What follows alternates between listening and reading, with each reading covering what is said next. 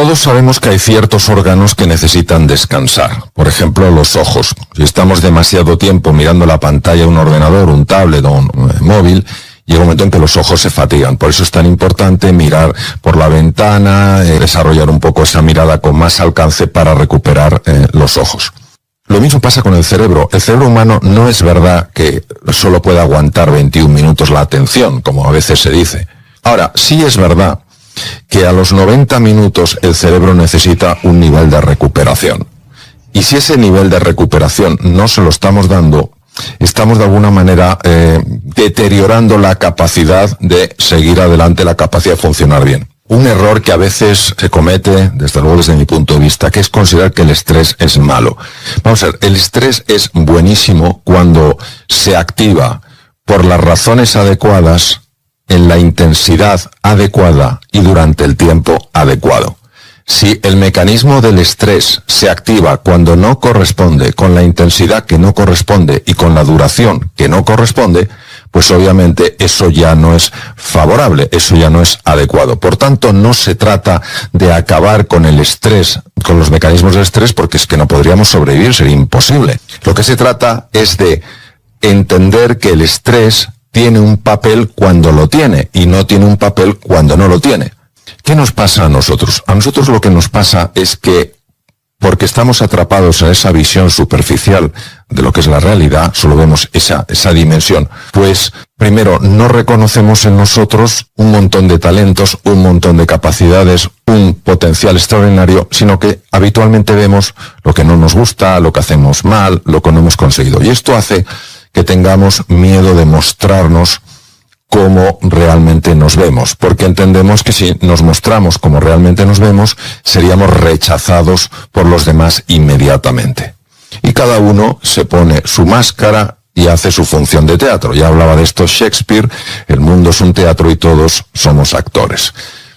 Y todo esto está pues también asociado a la necesidad de caer bien en el grupo, la necesidad de que te admitan en el grupo, la necesidad de que te valoren, la necesidad de que te aprecien. Y claro, al final, si no entendemos que hay un valor intrínseco dentro de cada uno de nosotros y que habrá personas que te valorarán más y personas que te valorarán menos, pero que te valoren más o menos no está afectando a tu valor intrínseco, pues siempre tendremos este grado de dependencia. Y esto hace que vivamos muchas veces a la defensiva, que estemos constantemente intentando mantener ese personaje, intentemos de alguna manera mantener las apariencias. Todo esto produce muchísima tensión interior porque estamos por dentro divididos y esto se expresa también pues en muchas de nuestras conductas, en muchas de nuestras reacciones que a veces nos resulta difícil de entender. El principal problema del estrés es sin duda la cronificación, es decir, cuando se hace crónico. Entonces, esta cronicidad lo que hace es mantener no solamente activo una parte del sistema nervioso, se llama el sistema nervioso simpático, que va desgastando completamente el cuerpo, sino que además produce un deterioro en todo lo que son las relaciones, las funciones mentales, etc. Entonces, es exactamente eso. El estrés es un mecanismo que está hecho para activarse de forma puntual en determinadas situaciones. El ser humano no es que tenga problema con la activación o no es que solamente tenga problema con la activación del mecanismo estrés. El principal problema que tenemos las personas es con la desactivación de ese mecanismo. Por eso hablamos de un estrés crónico. Entonces, la mayor parte del distrés es un estrés crónico.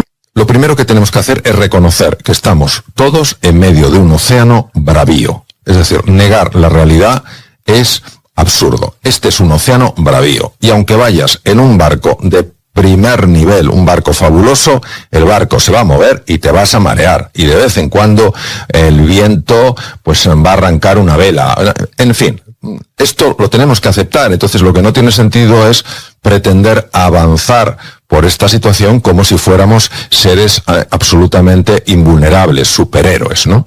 Esta aceptación es muy importante porque si además de la dificultad en sí tenemos que ponernos la máscara para parecer que a nosotros esto no nos afecta, pues esto no nos ayuda. Ahora bien, sabiendo que vamos todos cruzando este mar bravío, hay distintas formas de cruzar ese mar bravío. Hay gente que va en un barco mejor, y obviamente estoy hablando metafóricamente, y hay gente que va en una chalupilla. Entonces, claro, ¿cómo podemos nosotros viajar en el mejor barco posible para que, aunque nos mareemos en la travesía, aunque se nos rompa alguna vela, etcétera, podamos llegar felizmente a destino? Pues cuidando las 3 dimensiones que tiene esa embarcación, y en este caso las 3 dimensiones que tiene el ser humano: su cuerpo, su mente y su alma. Cuerpo, pues una de las cosas que tenemos que hacer, porque tiene una importancia extrema, es cuidar la nutrición, porque la nutrición tiene un impacto directo en el funcionamiento del cerebro y en cómo vemos las cosas. En segundo lugar, la práctica del ejercicio físico. Aquí no es ni para ponerse fuerte, ni solo para proteger el corazón. Es que además se sabe que el ejercicio físico es uno de los mejores antídotos que hay contra la ansiedad y la depresión. En tercer lugar, intentar dormir un número razonable de horas, que es entre 7 y 8. El sueño es de las cosas menos valoradas y sin embargo más importantes. Dormir bien es más importante que comer, por sorprendente que parezca.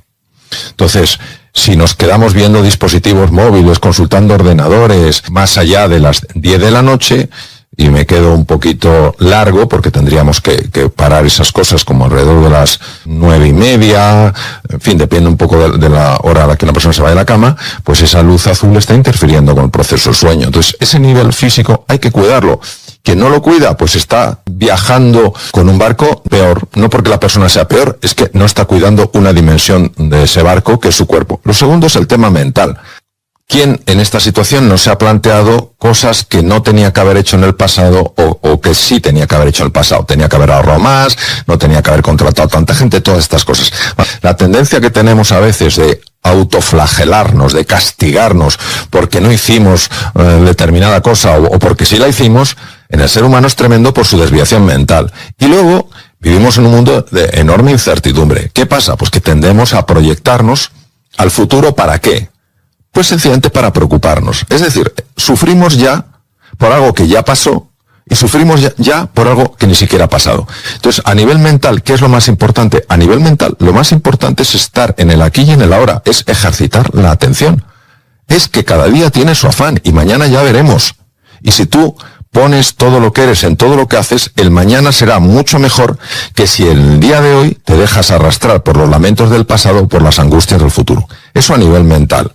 Y a nivel del alma, yo creo que hoy en día rechazar que hay una dimensión espiritual de la existencia es no vivir en la realidad.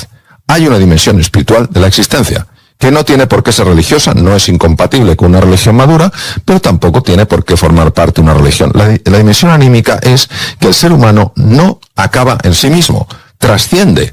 Es decir, mi forma de pensar, mi forma de sentir, mi forma de actuar, están teniendo un impacto en los demás. No solo me están afectando a mí.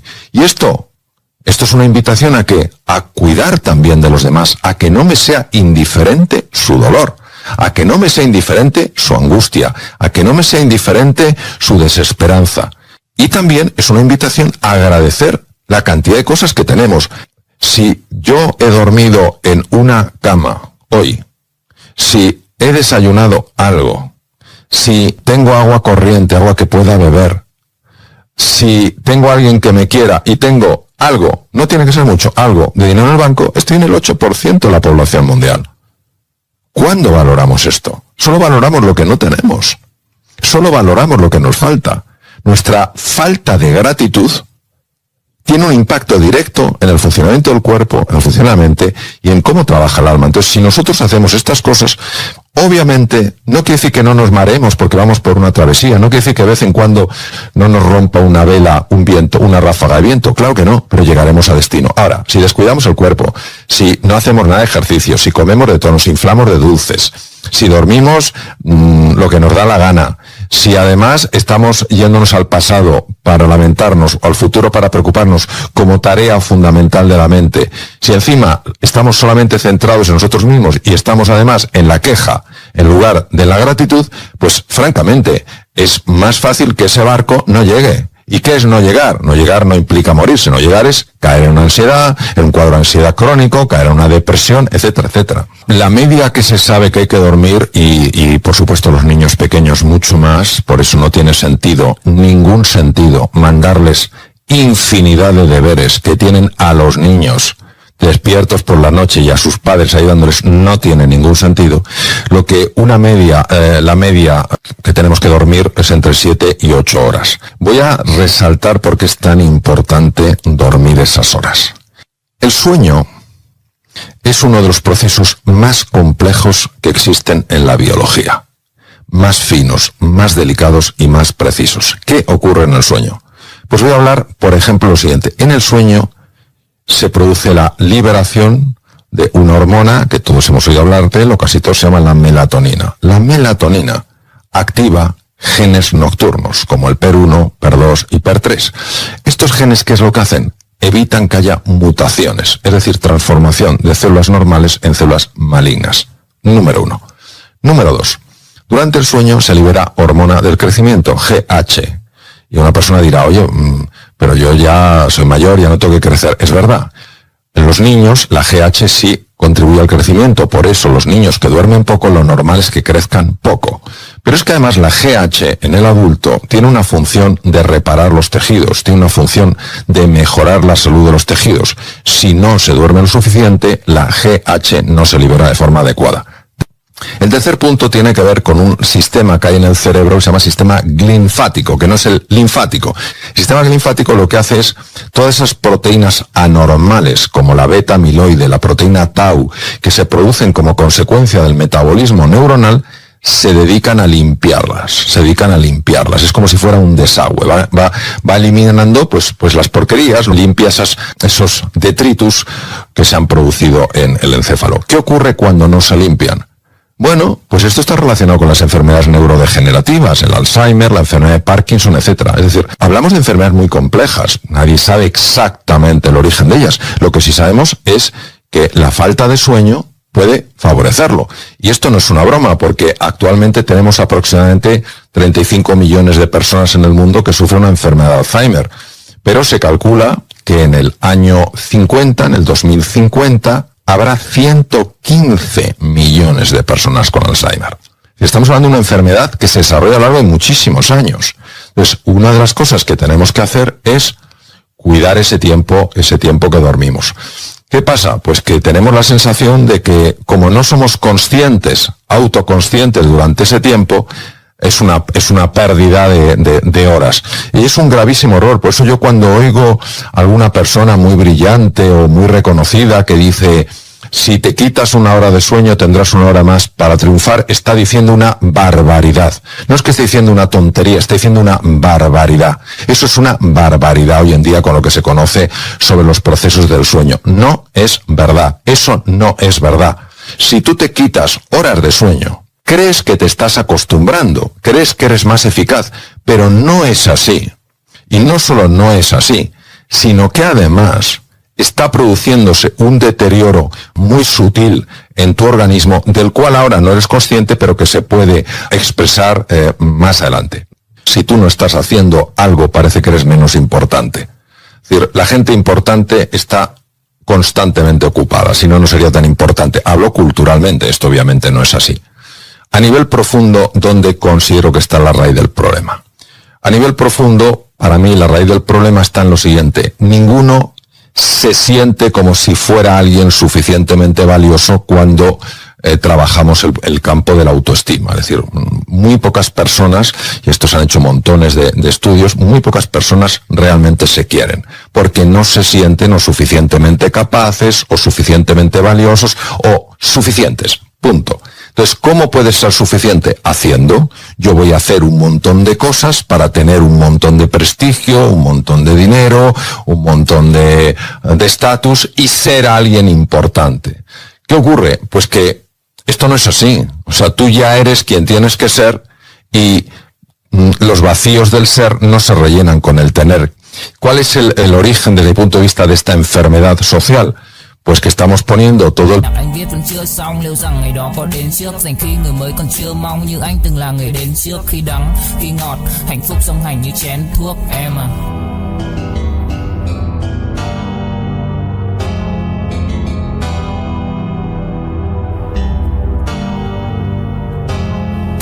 Đầu em lúc nào nào cũng đơn giản nên ca từ anh chỉ mộc mạc, không cần quá nhiều điều cao siêu, mọi thứ bắt nguồn từ gốc gác, không phải bông đùa hay chốc lát, càng không tự nhiên mà bộc phát, là bao nhiêu ngày tháng suy tư và thể trạng anh dần hốc hác. Em hâm em ngu si, anh âm thầm như cu ly, chỉ biết yêu em không chủ ý, dù em nhạt nhẽo chẳng thú vị, khóe mắt của em là vũ khí, nhìn em vui vẻ đã đủ cười, không dám. Peso en el tener y no en el ser. ¿Qué ocurre? Que cuando tú pones el peso en el ser, tu acción es mucho más eficiente, es más serena, es más tranquila, es más entusiasta, es más confiada y entonces tienes mejores resultados. Lo que pasa es que esto es otro paradigma. La palabra paradigma viene del griego, forma de ver, es decir, nos cuesta entender esto porque es muy contraintuitivo. Y una persona, yo que muchas veces en los cursos que da empresas les hablo de la enorme importancia de pararse para recuperarse. Pero claro, si esto no entendemos la importancia que tiene, imaginemos a alguien que ve a otra persona que se ha parado para recuperarse y dice, ¿qué pasa? ¿Que no tienes bastante trabajo? Pues te voy a mandar más. Entonces, esto es lo que tenemos que tener en mente, que es una desviación en nuestra percepción de la realidad y, lógicamente, pues esto genera un enorme sufrimiento. Nosotros no tenemos un problema de tiempo, no por mucho que parezca, tenemos un problema de prioridades. Tradicionalmente se había considerado que las neuronas, las células cerebrales, dada su increíble complejidad, no se podían reproducir. ¿Qué es lo que se ha descubierto? Lo que se ha descubierto es que efectivamente las neuronas no se reproducen. Sin embargo, sí se forman nuevas neuronas en el cerebro humano, incluso en el cerebro del adulto. Este descubrimiento, que fue un serendipity, un descubrimiento por casualidad, ha tenido una relevancia enorme, porque nos ha hecho ver que el cerebro tiene una plasticidad, aunque se sea adulto, que ni nos imaginábamos. ¿De dónde salen estas neuronas si no se reproducen las neuronas? Estas neuronas salen de unas células que se llaman células madre stem cells, que están localizadas en las cavidades cerebrales, que se llaman ventrículos, igual que las cavidades del corazón se llaman ventrículos, en el cerebro se llaman ventrículos, en este caso ventrículos cerebrales. Entonces, estas stem cells, estas células madre, empiezan a emigrar y desarrollan la morfología y la fisiología de una neurona. Empiezan a conectarse con otras neuronas, empiezan a formar nuevos circuitos, desarrollan nuevos receptores en su membrana y, como descubrió el genial Cajal, empiezan a producir espinas dendríticas, que él las descubrió, para que otras neuronas conecten con ellas. Esto es la neuroplasticidad. ¿Qué relevancia tiene? La relevancia que tiene es enorme, porque precisamente uno de los centros más activos en neuroplasticidad son los hipocampos, centros que no solamente sirven para consolidar los recuerdos, la memoria, sino que además permiten reinventar a la persona. Y no solamente permiten reinventar a la persona porque permiten que se generen nuevas experiencias de uno mismo, de los demás y de la vida, sino que además es uno de los centros más importantes para inhibir, para bloquear a la amígdala, que es una estructura que cuando se desboca genera muchísimo miedo, genera muchísima ira. Bien. ¿Qué hace el ejercicio físico? Vamos a ver. Hubo una premio Nobel italiana, Rita Levi Montalcini, una mujer que murió con 102 años, que descubrió lo que se llaman las neurotrofinas. Las neurotrofinas son unas sustancias químicas que son precisamente las que hacen que la célula, la stem cell, la célula madre, viaje, la que favorece que se formen nuevas conexiones y nuevos circuitos. Hay distintos tipos de neurotrofinas y una de las más importantes se llama BDNF. El BDNF es esencial si queremos formar nuevos circuitos, si queremos que se formen nuevas neuronas, tener conexiones entre esas neuronas que nos ayuden a estar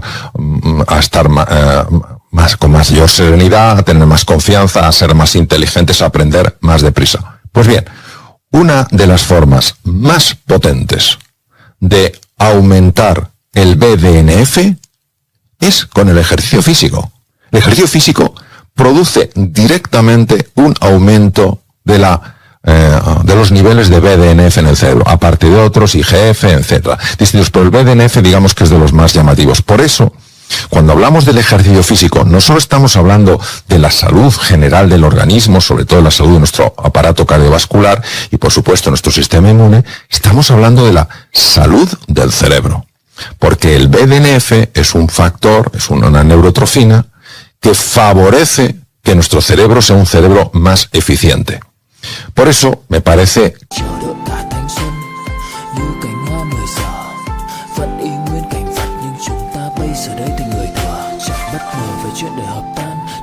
quen khi chơi với ngập tràn, ai mang đi chân yêu rồi đập nát để lại khúc nhạc buồn giữa trời đất âm vang. Người hữu tình dốc gan ruột vì nhau cho đến cuối cùng thì có được gì đâu, đem cho đời phải chăng sự bi sầu, giữ cho riêng mình một con tim dì máu. Đối diện câu chuyện độc thoại nội tâm, nhiều thứ anh cần học lại nội dung. Giá em ở đây trách móc phải lỗi lầm thì cuộc đời anh các khóc lại đối xứng. Vì ai nên mang thanh xuân này vô định, kẻ hữu ý nhưng kẻ chỉ vô tình.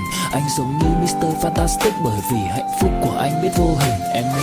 Que esta es una razón de suficiente peso como para que por lo menos nos demos cada día una buena caminata por la calle, andando un poquito deprisa. Cuando yo hago ejercicio físico, aparte de que se liberen en el cerebro esas neurotrofinas, se liberan otras sustancias, en este caso hormonas, neurotransmisores, etc. Y el ejercicio físico tiene dos implicaciones en el funcionamiento del cerebro. En primer lugar, es capaz de inhibir los núcleos amigdalinos, que si recordamos en nuestra conversación, los núcleos amigdalinos tienen una importancia extrema en los estados de miedo y en los estados de ira. Es decir, el ejercicio físico, de alguna manera, reduce la actividad, la activación de esos núcleos que, de alguna manera, desencadenan estas emociones tóxicas, como puede ser la ira, como puede ser el resentimiento, como puede ser el miedo, cuando se sostiene en el tiempo. Eso por una parte. Por otra parte, tanto en la ansiedad como en la depresión, se ha demostrado que hay inflamación en el cerebro. Hay inflamación. Bueno, pues el ejercicio físico lo que hace es reducir esa inflamación cerebral. Si reduces la inflamación cerebral, reduces, por supuesto, los niveles de ansiedad y de depresión. Por eso, en el tratamiento de la ansiedad y la depresión, una de las cosas más importantes y que hay que incorporar es el ejercicio físico. Para mí, el buen vivir es alinearte con tu propósito, es decir, con aquello que da un profundo sentido a tu vida, cuando encuentras un verdadero para qué, no un por qué, sino un para qué. Entonces, cuando tú encuentras un para qué, pues te levantas con mucha más ilusión, con más serenidad, con más confianza, con más entusiasmo, ¿no? Cuando no encuentras un para qué, pues es más fácil que te dejes llevar por las circunstancias, que te dejes llevar, bueno, pues por las opiniones, por las críticas, etcétera, etcétera. Entonces, pienso que sí, no digo que sea fácil encontrar el propósito, sé que no lo es por propia experiencia. Creo que cuando nosotros verdaderamente empezamos a cambiar la pregunta y en lugar de decir, ¿por qué me pasa esto a mí?, nos preguntamos, ¿para qué me pasa esto a mí?, entonces descubriremos que hay un para qué en las cosas, pues a lo mejor para que sea más valiente, para que sea más compasivo, para que sepa perdonar, para que sea más humilde, para que sea más alegre, para que sea más entusiasta, para que sea más pacífico, para que sea más paciente, para que sea más comprometido. Es decir, y ese para qué es lo que empieza a de alguna manera cambiar la percepción que tenemos de las cosas, empieza a cambiar cómo me percibo a mí mismo, cómo percibo a los demás y cómo percibo al mundo.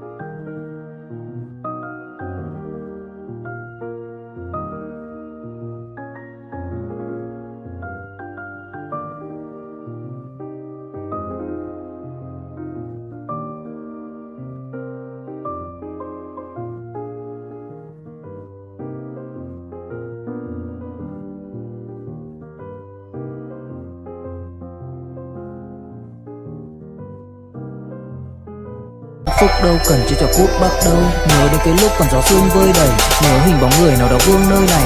Trong vạch khoảnh khắc mong có được đôi tay ấy cố lau đi bờ mi khi nào thưởng hơi cay. Xa một người và bước qua cuộc đời không phải xa đi vĩnh viễn mà chúng ta chỉ tạm chịu lấy đau. Phút này mau cùng với nhau, phút này sau đừng về nơi hoàng tuyển đã có hoa bỉ ngạn.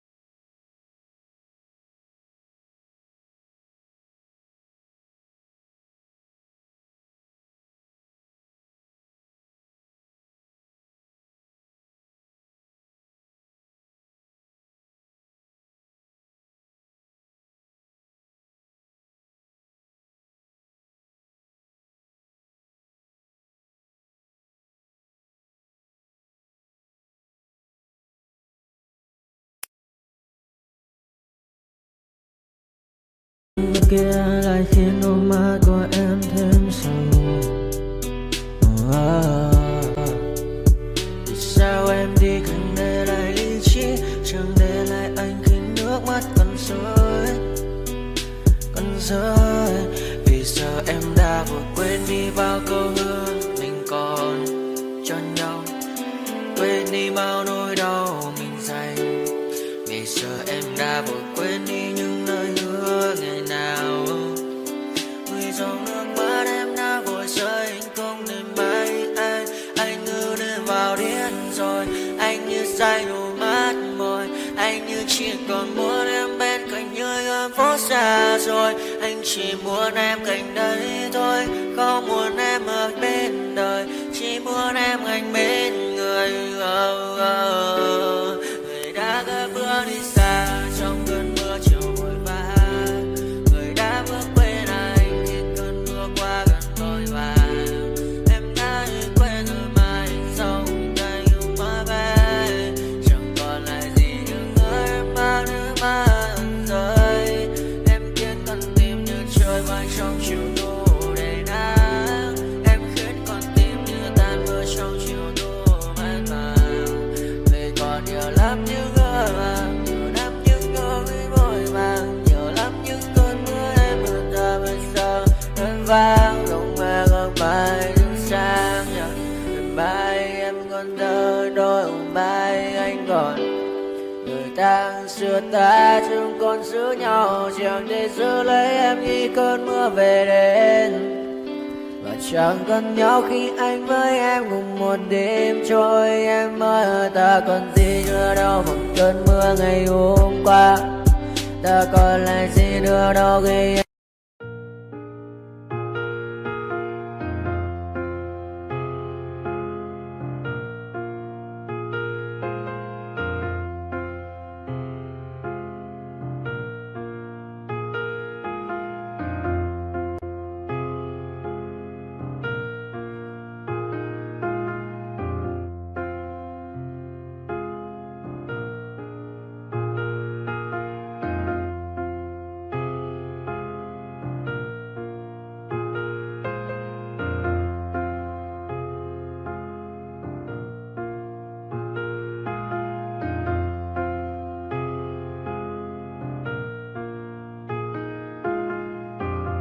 tưởng vào duyên số, nhưng nếu em cho số đảm bảo mình nên duyên đấy. Từ khi gặp em Google hết tác dụng, bởi em là tất cả những gì anh cần tìm, giống một kho báu để ngăn người khác đụng tới. Đối đầu thế giới anh cũng sẵn sàng cân tím, ghét phải lặng im coi em như cô bạn. Nỗi nhớ đong đầy bao giờ mới khô cạn, khoảnh khắc bên nhau thời gian như ngừng trôi, vì em sở hữu sự hấp dẫn vô hạn. Yêu đơn phương cảm giác khó đọc tên, mọi thứ mù mịt giống như đứng trước bão. Mãi hy vọng chờ đợi ngóng trông đến ngày nụ hôn đó sẽ một lần được trao. Hương thơm ngọt ngào vương trên mái tóc em, gây nghiện cực mạnh anh ngày đêm ước ao. Quỳnh là loài hoa đẹp nhất trong bóng đêm, cuộc đời này u tối đang cần em bước vào. Đưa cho anh cái bản đồ vì anh sắp lạc bên trong đôi mắt kia, hãy đưa cho anh cuốn từ điển vì cảm xúc này.